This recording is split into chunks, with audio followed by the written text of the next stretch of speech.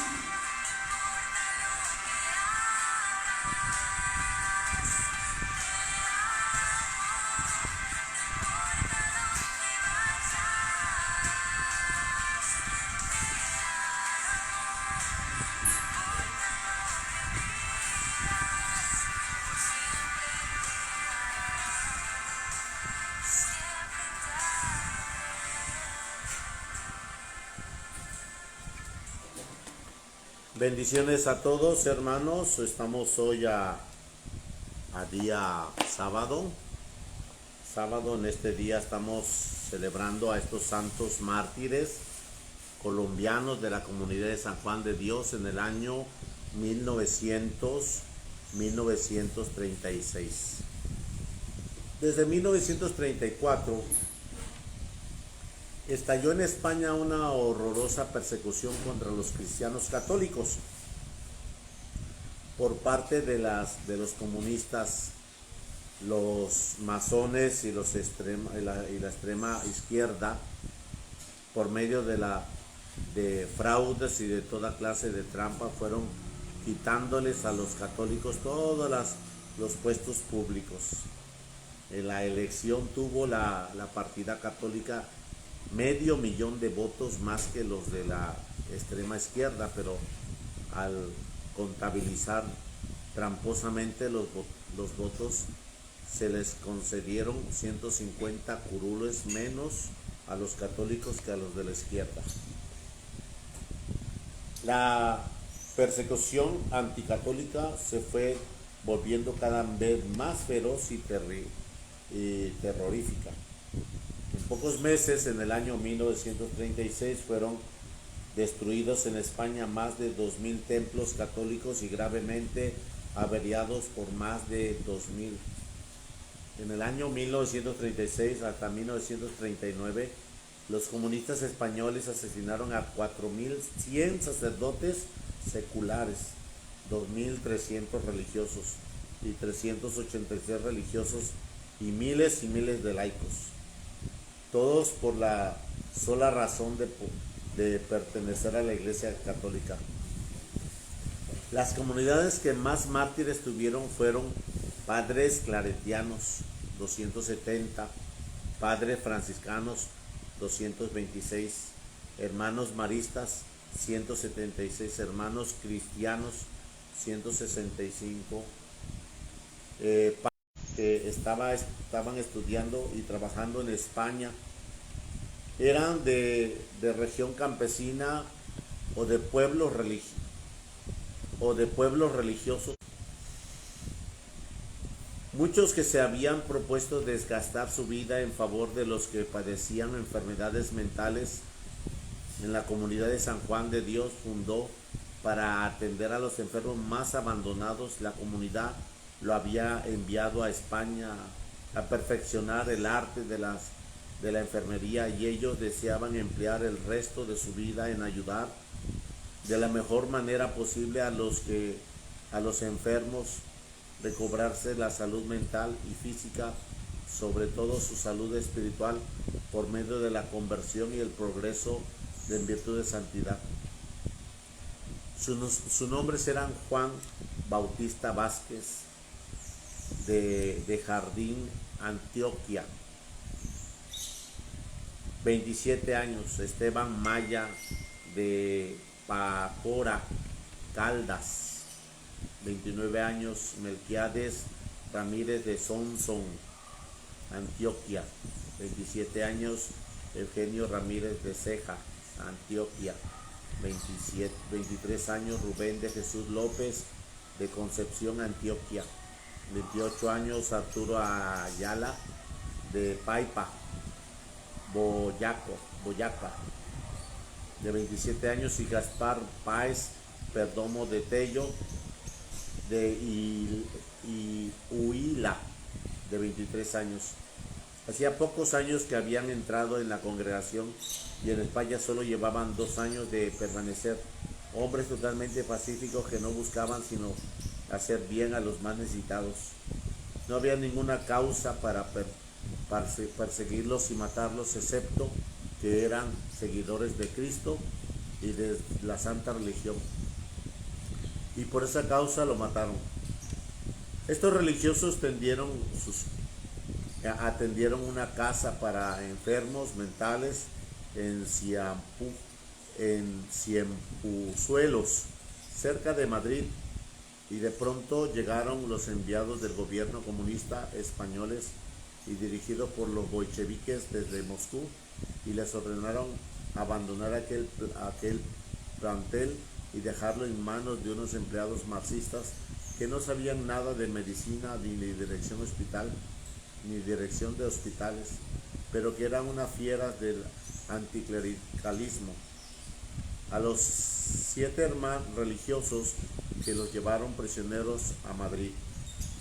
Cuando el embajador colombiano le comentaron la noticia, pidió al gobierno que estos compatriotas suyos, por ser extranjeros, los dejara salir en paz del país, y los envió a unos pasaportes y unos brazaletes tricolores para que los dejaran salir libremente. Y el padre capellán y los hermanos clarisas de Madrid le consiguieron el dinero para que pagaran el transporte hacia Colombia, y así los envió en un tren a Barcelona, avisándoles al cónsul colombiano de esa ciudad que salieran a recibirlo, pero el tiquete de cada uno de los guardias les pusieron les pusieron una señal especial para que lo apresara. El doctor Ignacio Ortiz Lozano, cónsul colombiano en Barcelona, escribió así en el año 1937 el periódico El Pueblo de San Sebastián, como fueron aquellas jornadas trágicas. Ese terrible suceso en el recuerdo más doloroso de mi vida. Aquellos 7 religiosos no se dedicaban sino al servicio de caridad con los más necesitados. Estaban a 30 kilómetros de Madrid, de Cienfuezuelos. Cuidaban locos. Y el día 7 de agosto del año 1936 me llamó el embajador de Madrid, el doctor Uribe Echeverría, para comentarme que viajaba con un pasaporte suyo en un tren, para rogarme que fuera a la estación a recibirlos y que los tratara de la mejor manera posible.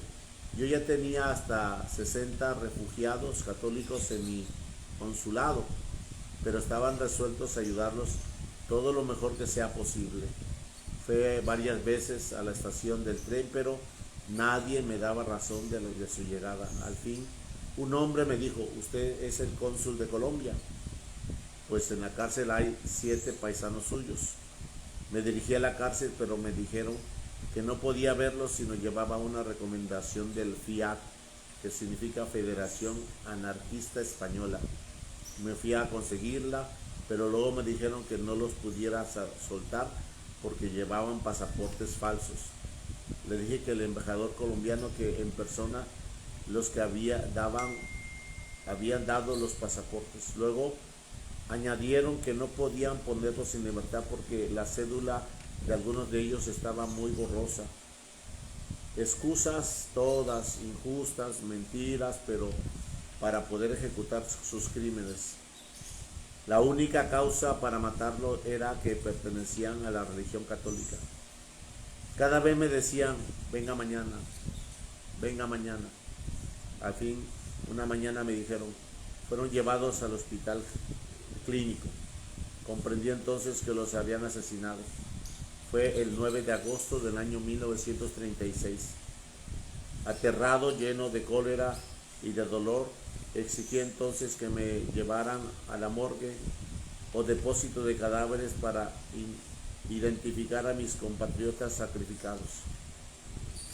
En el sótano encontré más de 120 cadáveres amontonados uno sobre otro en el estado más impresionante que se puede imaginar. Rostros trágicos, manos crispadas, vestidos deshechos. Eran masacres. Una macabra cosecha que los comunistas habían recogido ese día. Me acerqué y con la ayuda de mis empleados fui buscando a mis 7 paisanos entre aquel montón de cadáveres. Es inimaginable lo horrible que era un oficio así, pero con paciencia fui buscando papeles y documentos hasta que logré identificar a cada uno de los 7 muertos. No pude decir la impresión de pavor, de indignación que experimenté en presencia de ese espectáculo. Los ojos estaban desorbitados, los rostros sangrantes, los cuerpos mutilados, desfigurados impresionantemente. Pero un rostro lo contemplé en silencio y puse a pensar hasta qué horrendo la crueldad llega a la fiera humana cuando pierde la fe y ataca a sus hermanos por el solo hecho de que aquellos pertenecen a la santa religión. Redacté una carta de protesta y la envié a las autoridades civiles. Después el gobierno colombiano protestó también, pero tímidamente, por temor a disgustar a aquel gobierno de extrema izquierda. En aquellos primeros días de agosto del año 1936, Colombia y la comunidad de San Juan de Dios perdieron para esta tierra 7 hermanos, pero todos los ganamos como intercesores del cielo. Cada uno de ellos Jesús cumplió Jesús y seguirá cumpliendo aquellas promesas tan famosas. Si alguno declara a mi favor ante la gente de esta tierra y me declara a su favor ante los ángeles del cielo, yo te declararé ante mi Padre Celestial. Estos son los primeros beatos colombianos. Los beatificó el Papa Juan Pablo II en el año 1992. Y ojalá sea hoy, o sea, ellos los primeros de una larguísima, interminable serie de amigos de Cristo que los aclamen con su vida, sus palabras y sus buenas obras en este mundo, y vayan a hacerle compañía para siempre en el cielo.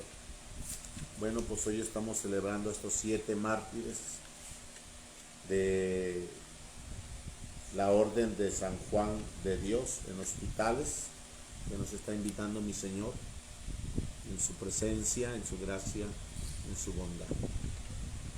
Aquí está. Que Dios los bendiga, hermanos, a este encuentro de la cual el Señor nos invita a dar testimonio de este caminar en su presencia bendita y gloriosa. Proclamación. Vamos a proclamar el Evangelio del día de mañana. No se nos olvide, mañana domingo, día de la misericordia. Proclamación del Santo Evangelio según San Juan. Gloria a ti, Señor Jesús. Al anochecer del día de la resurrección, estando cerradas las puertas de la casa donde se hallaban los discípulos por miedo a los judíos, se presentó Jesús en medio de ellos y les dijo: la paz esté con ustedes. Dicho eso, les mostró las manos y el costado. Cuando los discípulos vieron al Señor, se llenaron de alegría. De nuevo les dijo Jesús: la paz esté con ustedes. Como el Padre me ha enviado, así los envío yo. Después de decir esto, sopló sobre ellos y les dijo: reciban el Espíritu Santo, y a los que les perdone los pecados, les quedarán perdonados, y a los que no se los perdonen, les quedarán sin perdonar.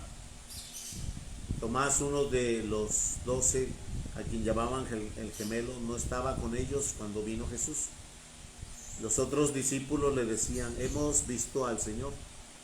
Pero él le contestó: si no veo en sus manos la señal de los clavos, y si no meto mi dedo en los agujeros de los clavos, y no meto mi mano en su costado, no creeré. 8 días después, estando reunidos los discípulos a puerta cerrada, y Tomás estaba con ellos juntos, Jesús se presentó de nuevo en medio de ellos y les dijo: la paz esté con ustedes. Luego les dijo a Tomás: aquí está mi mano, acerca tu dedo, trae acá tu mano, métela en mi costado, y no sigas dudando, sino cree. Tomás le respondió: Señor mío y Dios mío.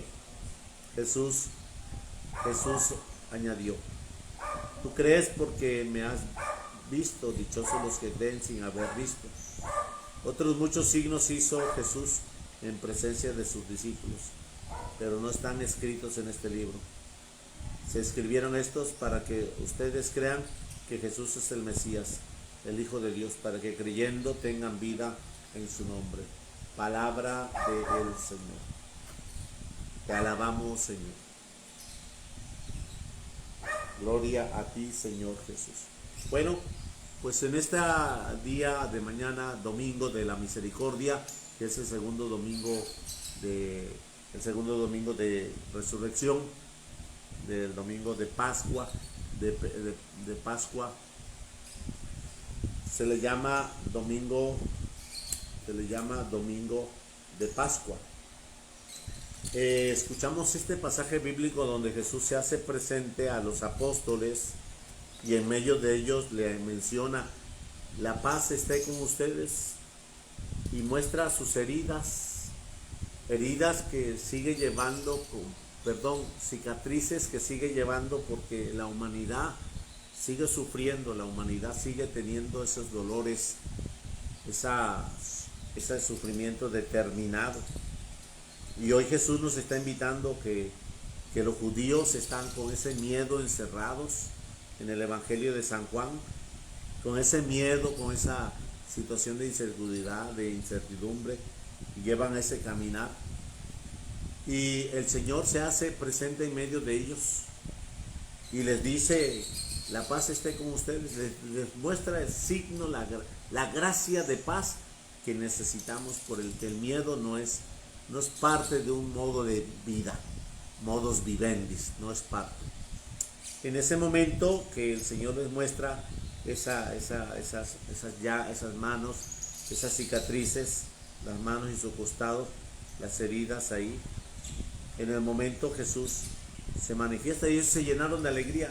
Y esa alegría también les impedía ver con toda la eficiencia la gracia divina de Jesús.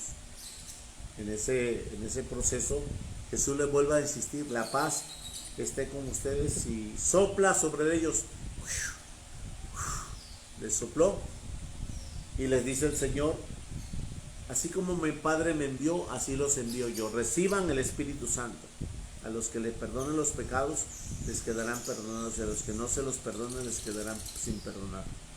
Tomás, uno de los 12 que estaba con ellos, vino, no estaba con ellos. Vino Jesús, y en el momento los apóstoles le insistían: hemos visto al Maestro. Hemos visto al Maestro. Tomás, uno de ellos, y hemos visto al Señor. Pero él dice: si no veo la señal de los clavos, si no meto mi dedo, fíjate, primero es visual y después es confirmando que la verdad tiene que pasar por los sentidos, como decían los antiguos filósofos: toda verdad tiene que pasar por los sentidos para que sea verdad. Y él confirma esa realidad. Entonces Jesús nos está invitando a tener ese proceso de ver que Tomás quiere esa certeza.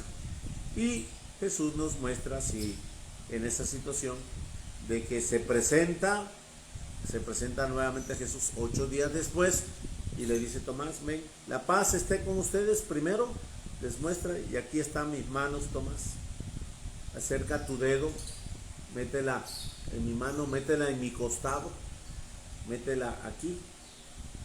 Y con ello Tomás se exalta y dice: Señor mío y Dios mío. Esa es la parte de la cual nosotros estamos levantando la hostia, y tú aclamas: Señor mío y Dios mío. Y Tomás nos encierra ahí, nos encapsula en el misterio de los dichosos, los que ven,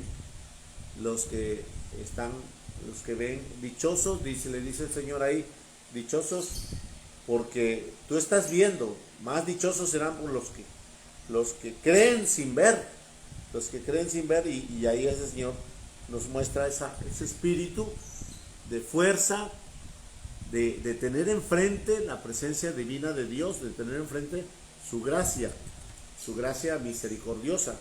Por eso escucha lo que dice en el EPRES, lo que dice en la liturgia de las horas de este día por la mañana, que el Señor me compartió y que está hermoso. Por eso necesito compartírtelo, necesito mostrártelo, necesito decírtelo para que vayamos entendiendo cómo el Señor nos dice en una catequesis mistagógica de San Cirilo de Jerusalén. Señor nuestro Jesucristo, en la noche en que iba a entregarlo, tomó pan y pronunció la acción de gracias, lo partió y se lo dio a sus discípulos diciendo: tomad y comed, esto es mi cuerpo. Y después de tomar el cáliz y pronunciar la acción de gracias, dijo: tomen y beban, esta es mi sangre. Si fue él mismo quien dijo sobre el pan: este es mi cuerpo, él mismo dijo sobre el pan: este es mi cuerpo, quien se refiera adelante, ¿quién se atreverá en adelante a dudar? Si él fue quien aseguró diciendo: esta es mi sangre, a una copa de vino, y él fue quien aseguró: esta es mi sangre, ¿quién puede dudar y decir que no es su sangre? Por lo tanto, estamos firmemente persuadidos de que recibimos con alimento su cuerpo y su sangre de Cristo, pues bajo la figura del pan que se da el cuerpo y bajo la figura del vino la sangre, para que al tomar el cuerpo y la sangre de Cristo lleguen a ser un solo cuerpo y una sola sangre con Él. Así, al pasar del cuerpo y de la sangre de nuestros miembros, nos convertimos en portadores de Cristo. Como dice el bienaventurado Pedro, no hemos participado de la naturaleza divina. En otro tiempo, Cristo, disputando con los judíos, dijo: si no coméis mi carne y no bebéis mi sangre, no tienen vida en ustedes. Pero como no logran entender el sentido espiritual de lo que están oyendo, se hicieron atrás escandalizándose, pensando que les estaba invitando a comer carne humana. La antigua alianza existía también los panes de la propiciación, pero se celebraba precisamente por permanecer en la antigua alianza. En cambio, en la nueva alianza tenemos el pan celestial y una bebida de salvación, que significa alma y cuerpo, porque del mismo modo que el pan se convierte en la vida del cuerpo, y así el verbo lo es para la vida del alma. No piensen, por tanto, que el pan y el vino eucarístico son elementos simples y comunes. Son nada menos que el cuerpo y la sangre de Cristo, de acuerdo con la afirmación categórica del Señor, aunque los sentidos que sugieren lo contrario. La fe que certifica y asegura verdaderamente la realidad. La fe que has aprendido te da, pues, esta certeza.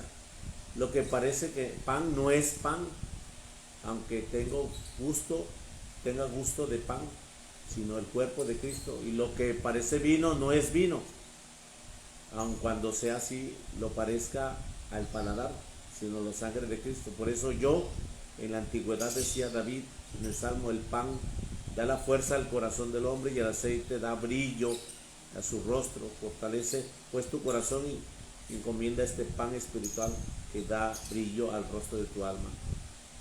Y ahí él nos está diciendo en la catequesis mistagógica todo el contenido de la cual hoy está el Señor diciéndonos esta parte del Evangelio en la catequesis de San Cirilo de Jerusalén. Sí, es aquella aplicación que te invité, aquella aplicación que te exhorté de EPRES, y que bueno, pues aquí está en el Señor la bendición.